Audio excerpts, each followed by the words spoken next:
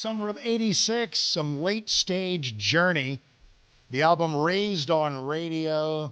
As Girl Can't Help It on there, but let's do a deep cut. That's called It Could Have Been You. Steve Perry and the Boys from 40 summers ago. When I see that Byron York is going to be on a show, my spirits go up, a smile grows wide. I know I'm up for some quality analysis. When I'm hosting a show and it looks like Byron York is going to be on it, my mood improves even more. Byron is here and I'm thrilled, but my mood is thus crushed as I take a look at his brand new piece called What If Republicans Lose Both the House and the Senate? Thanks, Debbie Downer. How you doing, Byron? Welcome and happy Tuesday. Happy Tuesday to you. Are you like spinning records now, or are we're still talking? Every time I come in, I figure I might as well hit the post, might as well toss up some hot wax from summers gone by, just to lighten the mood.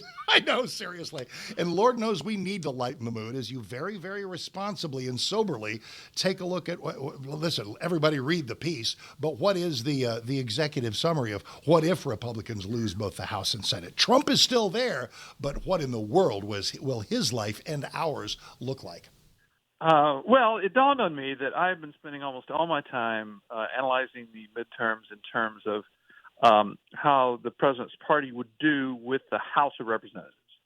And I've been pretty pessimistic as far as Republicans holding the House.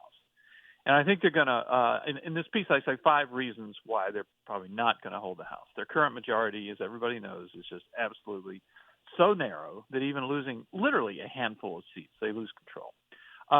They're hurt by the president's job approval rating, which is now, I think, dipped just below 39% in the Real Clear Politics average of polls. Not one bad poll, but the Real Clear Politics average of polls. The generic ballot that political professionals talk about shows that more voters would prefer a Democrat to represent them in Congress than a Republican.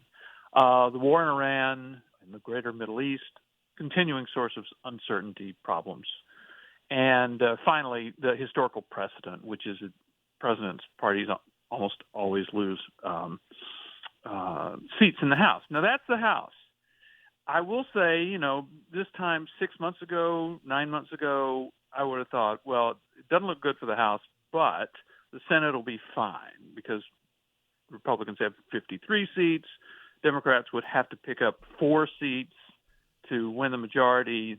That's a lot. And I just didn't see it being possible. Now I'm a little less sanguine about it. And I think the possibility of the Republicans losing 4 seats is unlikely, but still quite possible. And since it's Michigan primary day, if Abdul El-Sayed becomes the Democratic nominee in Michigan, and if Mike Rogers beats him, that is, picks up a seat for Republicans, Democrats would have to win 5 seats to win control. Yes. Now that's almost straight, but it's possible, but it makes it much harder.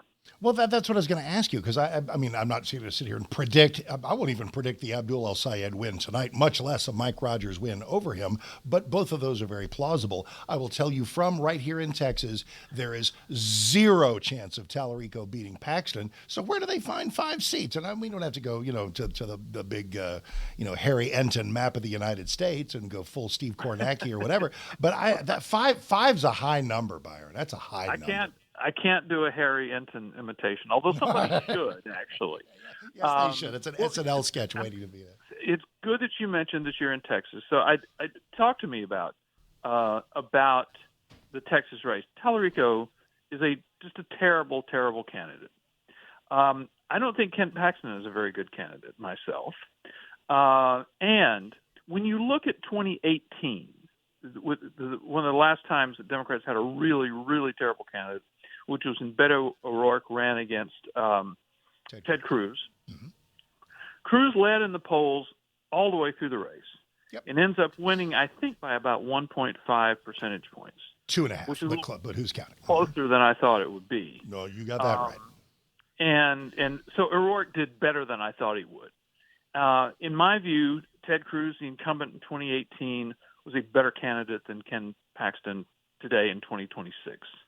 I know Tallarico's a terrible candidate, but I just think there's a possibility. I mean, Okay, I don't know. anything's possible. Obviously, mathematically and Okay, conceptually, we'll anything. concede that there's a But theoretical possibility. exactly. But here's why But it's in the not going to happen. practical world, why is it virtually impossible? 2018 Ted Cruz was a lazy campaign. He's not a lazy man. He took Beto O'Rourke for granted. Beto O'Rourke, and this kills me because he makes my teeth itch, was a really smart campaigner, which Tallarico is not. Beto O'Rourke didn't walk around misquoting the Bible or telling everybody there were 6 genders. Tallarico is poison to the genuine Texas frame of mind. Does Paxton have issues? Sure he does, but they're not the kind of thing that has lost him hardly any support from his actual sizable red state fan base. That's why Tallarico has 0 chance. Okay. All right. Well, let's start then with North Carolina. That doesn't look good for Republicans. Okay. Well, that's one. It's just one seat. Mm-hmm. Then you have Iowa and Ohio, and both of those could go either way. What can you say? They could go either way. Especially in Ohio, John Husted, the candidate who was appointed by the governor when J.D. Vance became vice president. So he hadn't served a long time, hadn't been elected to the seat, et cetera. Okay. Then you have Maine and you have Alaska. My belief is that Susan Collins will win in Maine, but I don't know. Here again, you have to remember the energy that we are seeing on the progressive side, in which terrible candidates get nominations. Does that mean they win general elections? I'm not going to say they do, but I am going to say they got a lot of energy behind them. Yeah, so if you look at those states, they're enough to cause the Republicans real problems.